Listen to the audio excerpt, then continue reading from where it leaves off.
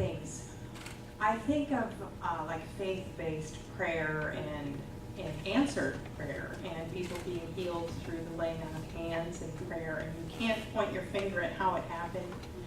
And I think, but with this discussion, I think where I struggle personally is because I believe all modalities will work for some, and perhaps not everybody will find the right fit with one, but they will with another. And I think the more options are available, the better, and integrating is a great idea.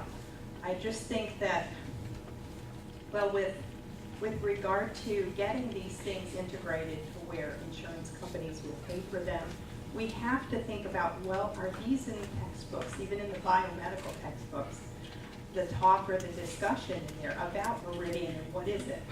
You know, let's put these things together in some of those areas for learning so that it can be integrated later, you know, and talked about more scientifically, even though we can't see an electrolyte, but we do know there are electrolytes in the body. We can study them. So there's got to be a way we can study these things more. I think there was interest on the part of Pastor Canal. I'd like to address this. I've been an acupuncturist since 1981, when they were first licensed in Florida, and there was very little research. Most of it was kind of black box. You did the needles, you waited for something to happen, you noticed whether it did. The research today in acupuncture is very sophisticated. I mean, they do all kinds of scans to find out when they needle on a particular point, what happens in the brain, which part of the brain gets activated, which gets deactivated. This is very advanced biochemical, neuroimmunological kinds of research going on. Right? You have to look for the right journals. Right? So it started out as kind of a black box, and it now has advanced because we have the technology now to look for those kind of answers. We didn't have the technology back in the 80s to look for, and nor did we have the funding to do that kind of research. So acupuncture is moving into mainstream. You'll find it pre-surgery, post-surgery, fertility clinics, pain clinics, GI clinics, stress clinics. So you'll begin to find acupuncture everywhere. That will move mainstream. And that will open the door for other kinds of research to take place on other modalities. You know, some of it's cutting edge. In fact, some of it is cutting edge and it's going to fall by the wayside because we're going to demonstrate it doesn't work. Or it only worked in this certain one incident in this population and doesn't work across. But that's kind of what integrative medicine is about right now. It's about taking that step and exploring it and find out, well, did it work for you? Did it work for you? It worked for me. Okay, let's do a pilot study. Well, if the pilot study doesn't work, maybe we need a second pilot study, or maybe we need to, it does work and we move on to a bigger study. We also have to be very careful with design. Okay? We often change the clinical treatment to fit the design. This is very dangerous. I did 2 studies in acupuncture and substance abuse. They both showed it worked. We did it in treatment centers. The 3rd study, we took it out of the treatment center, put it in a research center, paid these addicts who were homeless crack addicts in cash on Friday. We showed nothing. Nor did we report that we paid them in cash on Friday. Okay? So it's like if the design is so poor that it doesn't represent the clinical intention, we have a problem there too, and I think that's up to us as academicians and research to see that that kind of thing doesn't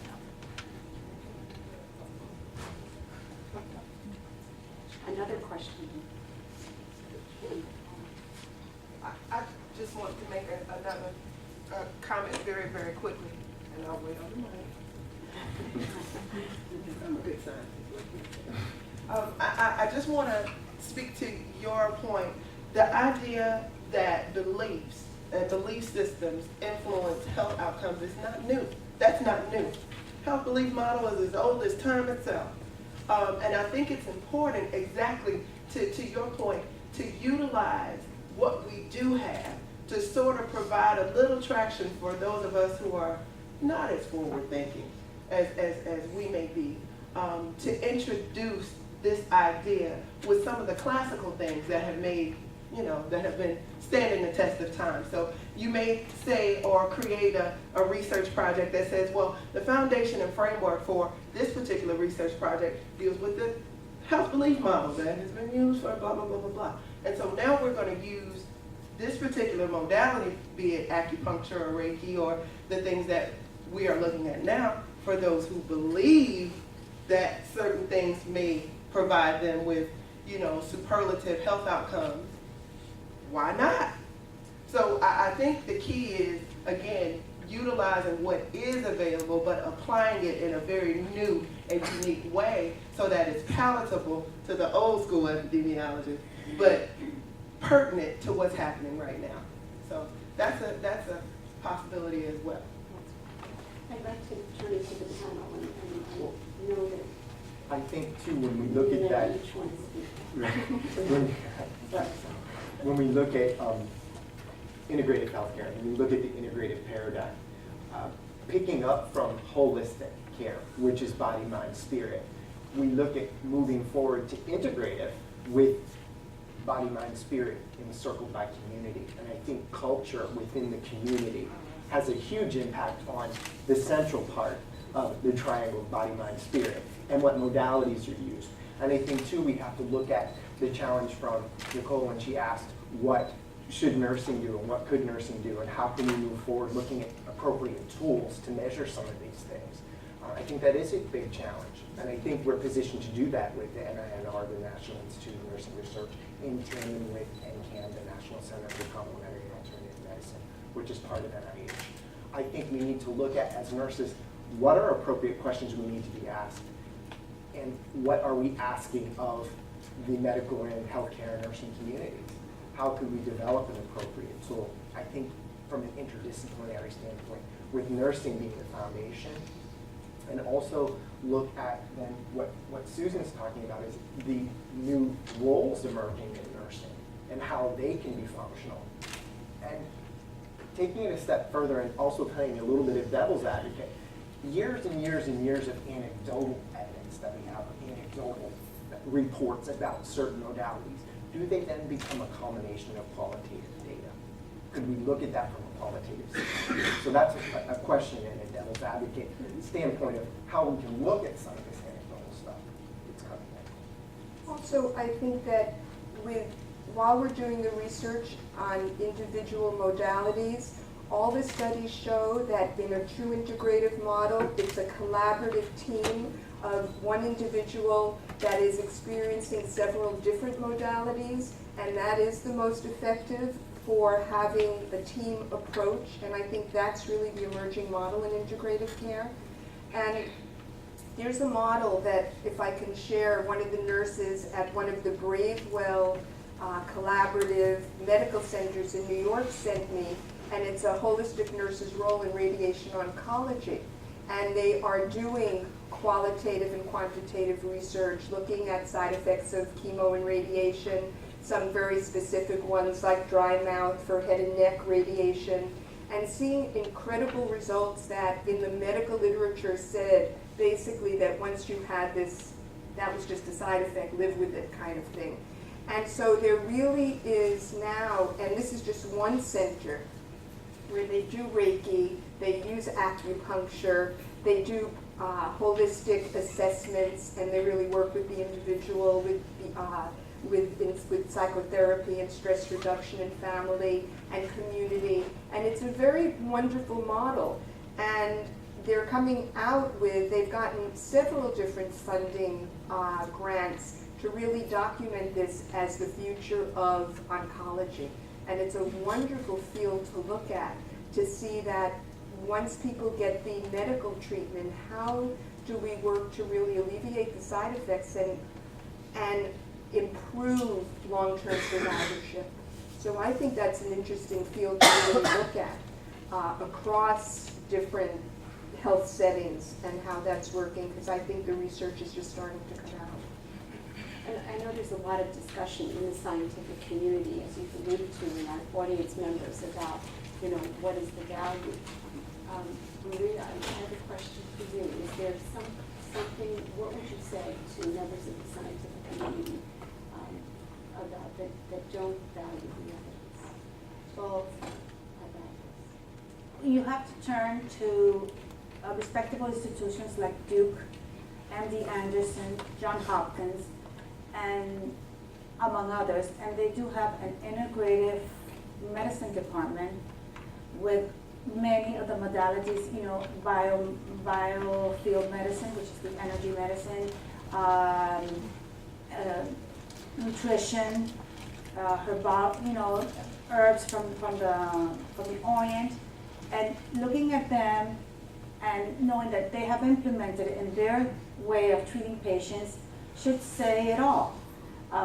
They're respected. I mean, MD Anderson is a very respected cancer center, and they have Reiki as one of their modalities to make a patient feel better. So there's actually it's not questionable whether it works or doesn't work. Is there research? Yes, there's research. Is it valid for some scientists? No. For others, yes. So it really is whatever the person really feels that things that works for them is the way to go about it, because at the end of the day, the relationship between a patient and a doctor is very, very important. That will make the patient feel better, and it is a point of faith. If you have faith in your doctor, anything that he will do for you will work. Huh? Or she, sorry. Represent everyone. Another question from the audience. I actually have a challenge then to give to the panel that I would like to hear. I mean, we've all spoken about how this may be a changing paradigm. We've spoken about different ways of looking at an individual. Mind, body, spirit. We're doing a good job of that in our schools. You know, here at the School of Nursing and other nursing schools and medical schools. Where do we take this discussion at this point? How do we get it from a group of people in a room who all agree, and many of whom probably engage or practice in an integrated fashion in terms of managing their health? How does that happen? And do you think that our curricula right now reflect the ability to prepare people to move into this new world? That's the paradigm shifts. Well, I think that university and curriculum is one area, but I think educating consumers and the public is another part, because another part of integrative medicine is a partnering and empowering individuals to feel that they have the knowledge and the wisdom within to be able to know what else it is they might do, whether it's nutrition or exercise or dealing with an unhealthy relationship in their lives. So I think it needs to also be a forum where we begin to not be so protected or protective of us as the practitioners that have the answers, but to really engage and encourage community to be educated. And maybe that's what the internet is doing, but I think that it needs to be solid and responsible.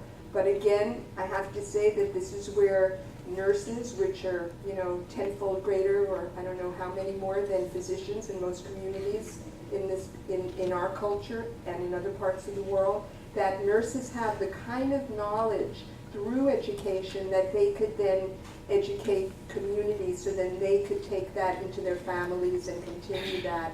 And I think nutrition is the perfect example of how